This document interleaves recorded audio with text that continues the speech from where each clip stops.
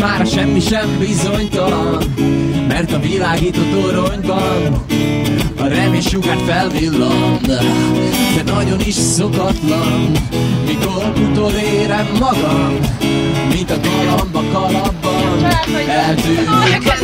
A probléma ma holnap kedvesem, szegről végül azt hiszem, megtörténik a minden, a szeretőt lecseréltem. Hajzára gondolok az agyamban, kicsi bűnösságot idéz az ágyamban.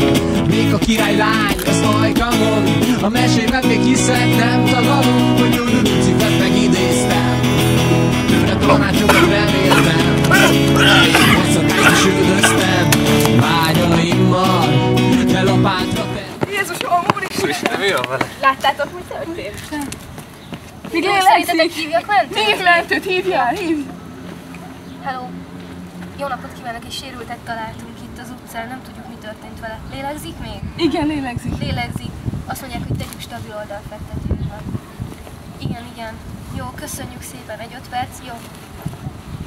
5 perc múlva itt vannak, azt mondták.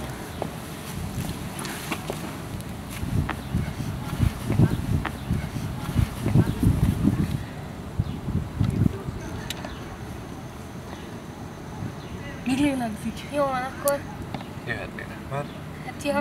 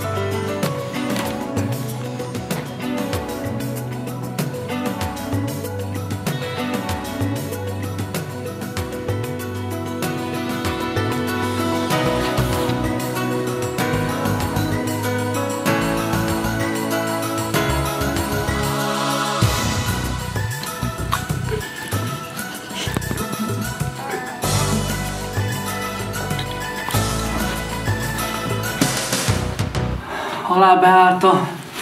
11 óra 58.